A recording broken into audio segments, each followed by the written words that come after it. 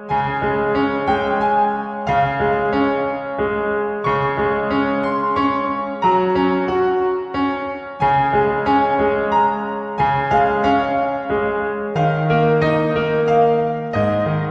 povo que estava sentado em trevas viu uma grande luz, e aos que estavam assentados na região e sombra da morte, a luz raiou.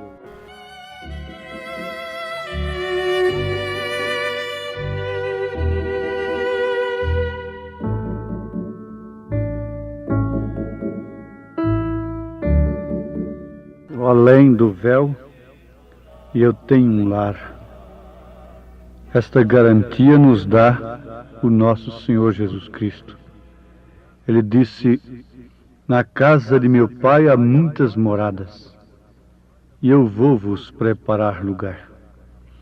Ouvintes, em São Mateus capítulo 4, a partir do verso 12, nós encontramos nas Escrituras Jesus, ouvindo que João estava preso, voltou para Galiléia e, deixando Nazaré, foi habitar em Cafarnaum, cidade marítima, nos confins de Zabulon e Naftali. Agora, para quê? Diz a Bíblia que foi para que se cumprisse o que foi dito pelo profeta Isaías. O profeta Isaías houvera dito antes, 700 e tantos anos: a terra de Zabulon e a terra de Naftali, junto ao caminho do mar, além do Jordão, a Galiléia das nações. O povo que estava sentado em trevas viu uma grande luz, e aos que estavam assentados na região e sombra da morte, a luz raiou. Nós sabemos pelas Escrituras e pela história que todas as vezes que Israel tinha um profeta na sua frente, obedecendo aquele profeta, Israel vencia. Nunca era derrotado, mas sempre vencedor. Mas quando Israel deixava a boca de Deus, o profeta de Deus, e ficava, portanto, sem profeta, ele caía em escravidão. E nesse intervalo de Malaquias até João Batista, que é um intervalo de mais ou menos 400 anos, não aconteceu diferente. Eles estavam agora, grande parte da terra, sob o domínio romano. A visão, o sonho de Nabucodonosor já houvera se cumprido, segundo a interpretação do profeta Daniel. O rei Nabucodonosor foi o rei babilônico, o de ouro. O medo persa foi o de prata. O de bronze foi o grego e o de ferro e barro o romano. A palavra de Deus se cumpre. Mas cabe nesse instante uma pergunta. Quando os profetas desapareciam da frente de Israel, Israel não tinha guias, não teve líderes religiosos durante esses 400 anos de silêncio de Deus? Tinha sim, ele tinha teólogos profundos, ele tinha sumos sacerdotes, ele tinha escribas, ele tinha fariseus, homens de vidas intocáveis e que conheciam as Escrituras a fundo. Haja visto que quando Herodes se perturbou com a notícia de que o rei dos judeus houvera nascido em Belém de Judá, ele inquiriu justamente na fonte certa. E quem deveria responder onde deveria nascer o rei dos judeus? Os sacerdotes lhe responderam corretamente que seria em Belém de Judá. Eles sabiam que uma virgem conceberia. Eles sabiam que seria em Belém de Judá. Eles sabiam que o Messias viria. Mas quando veio, o conhecimento deles foi apenas intelectual, mental. Deus não deixou por menos. Sendo Anás e Caifás sumos sacerdotes, enviou a sua palavra a João lá no deserto. João indicou o cumprimento das Escrituras naquele dia, estendendo seu dedo de profeta, apontando para Jesus Cristo. Eis o Cordeiro de Deus que tira o pecado do mundo. Mas nesta hora nós vamos fazer uma pergunta. Onde os profetas de Deus tiraram as suas mensagens?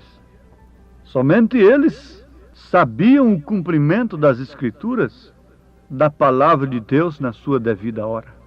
Daniel, analisando o livro, viu lá em Babilônia que faltavam apenas 2 anos para se cumprir os 70 anos que Jeremias tinha profetizado. Sempre um profeta precisava de ver as coisas nas Escrituras, na palavra de Deus, que os sacerdotes liam, recitavam nas sinagogas, nos templos, mas não conheciam o seu cumprimento no seu devido tempo. Amados, isso é tremendo. Isso deve fazer a cada um parar nesse instante, porque o tempo em que nós estamos vivendo não é menos diferente do que daquele tempo. Naquele tempo eles tinham a promessa da primeira vinda e falharam redondamente tendo as Escrituras nas mãos. E agora nós estamos vivendo na iminência de sua segunda vinda e porventura não falharão tendo as Escrituras nas mãos? A primeira vinda precisou de um precursor. Mas para que esse precursor? Deus precisaria de um precursor para a sua primeira vinda? Os mesmos procuram hoje. Deus necessitaria de um precursor para a sua segunda vinda?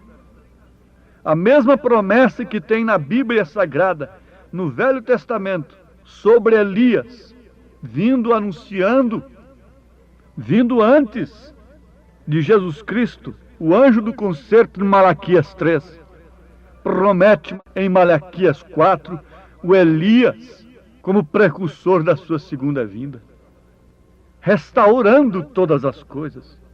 Vocês têm que notar que as mensagens dos profetas não são adquiridas em bancos de vernizes, não são adquiridas em escolas de pensamentos.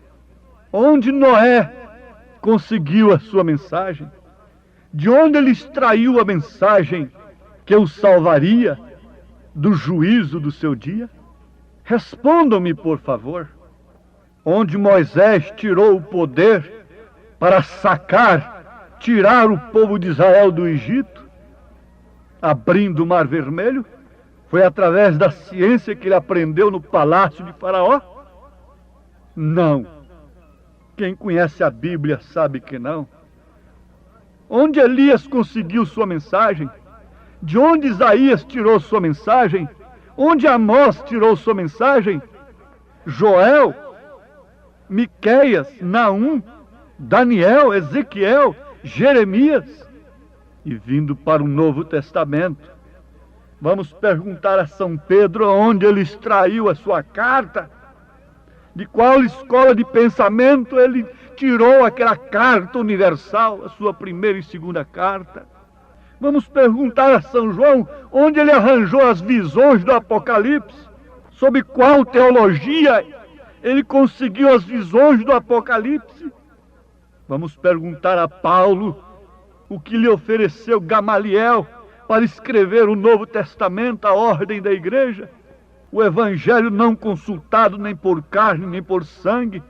Onde, Paulo, você conseguiu essas marcas no seu corpo? As mensagens de Paulo são autenticadas com selo. Ele disse na sua carta aos Gálatas, capítulo 6, versículo 17: desde agora ninguém me inquiete, porque trago no meu corpo as marcas do Senhor Jesus.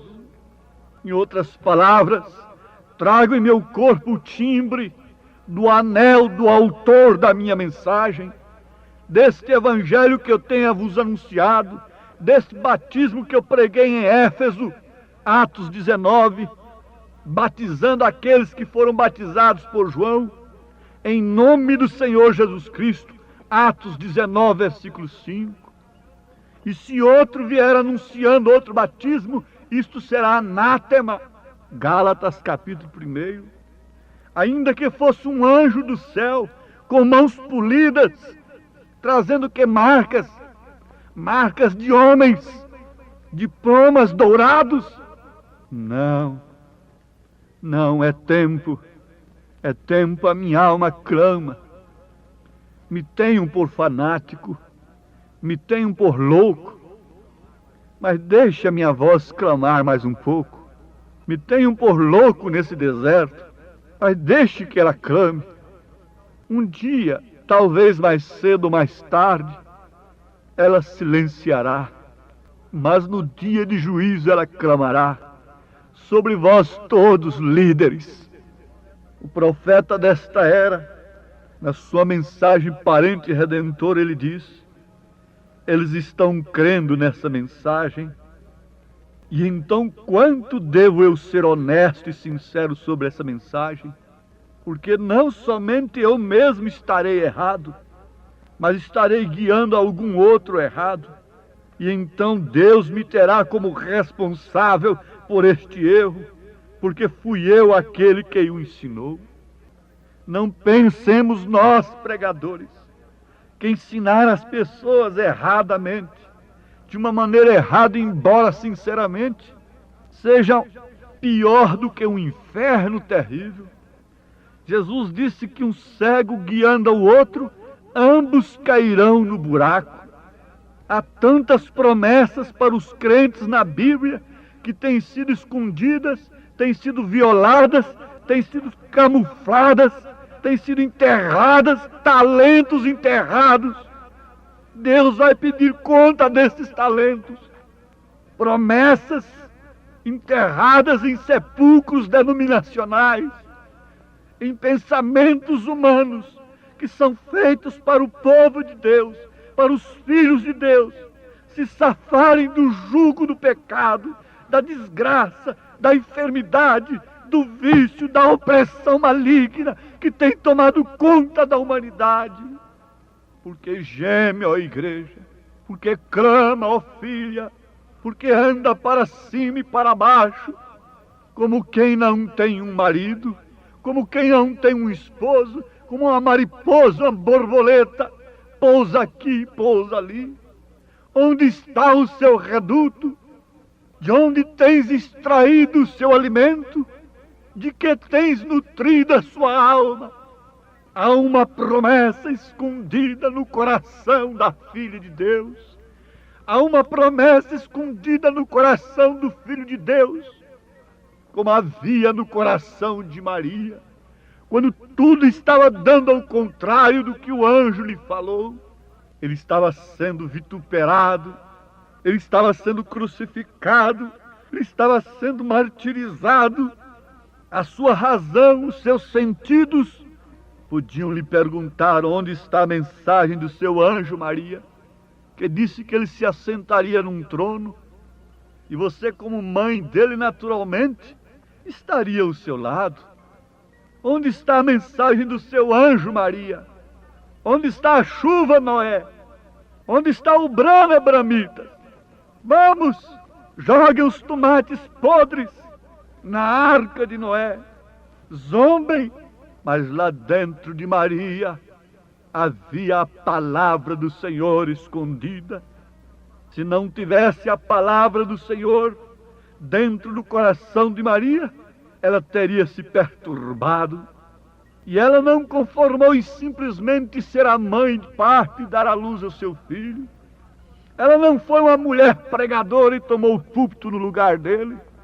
Não, mas ela foi para o seu ventre.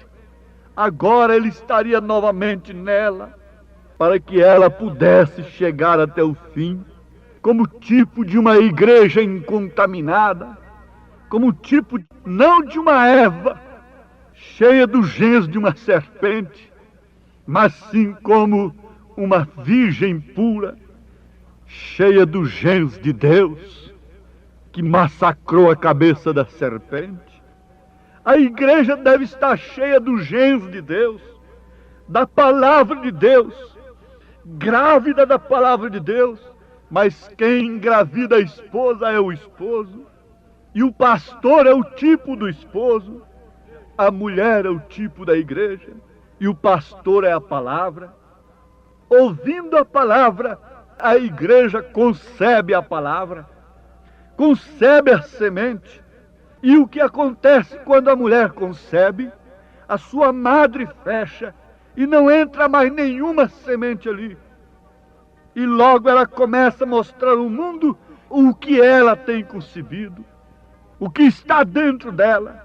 Começa a tomar forma e esse mistério vai crescendo, crescendo até dar à luz ao filho.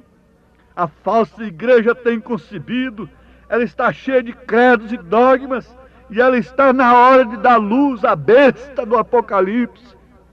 E quem rejeita a mensagem de Deus automaticamente está marcado com a marca da besta.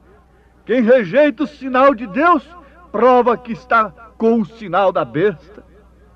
Mas por outro lado, a Maria de Deus tem tomado forma também, tem concebido do anjo, tem concebido a semente, a palavra viva, e ela tem tomado forma no seu ventre, e ela dará à luz o Filho de Deus se manifestará dentro em breve nas nuvens, e a tomará para si, a levará para si.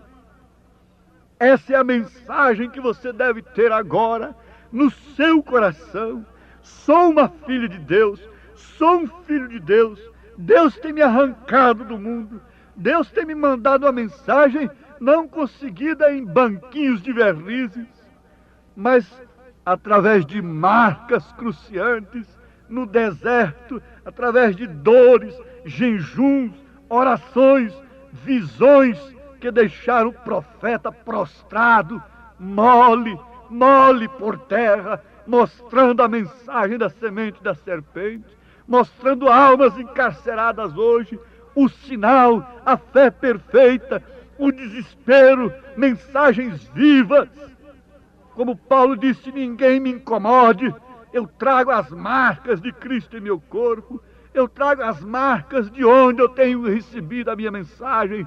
Eu recebi do Senhor o que também vos ensinei. Isso é que o povo está precisando, é de receber aquilo que o Senhor ensina. Deixe o pecado, arrependam-se hoje, convertam-se hoje dos seus credos, sejam batizados em nome do Senhor Jesus Cristo. Se Paulo viesse aqui agora, ele diria a mesma coisa que disse lá em Atos 19. Ele mandou aquele povo de Éfeso ser batizado novamente em nome do Senhor Jesus Cristo. Oh, que Deus os abençoe, ouvintes. Que a minha loucura possa ser compreendida pelos filhos de Deus como o desespero de uma alma que clama pela preparação da noiva de Jesus Cristo para o arrebatamento, para a aparição do Filho que está às portas. Há um momento de grande tribulação pela frente do mundo. Uma dor de câncer será considerada como uma dor de dente em relação ao sofrimento que virá ao mundo. Esconda-se o quanto antes na palavra de Deus, em nome de Jesus Cristo. Amém.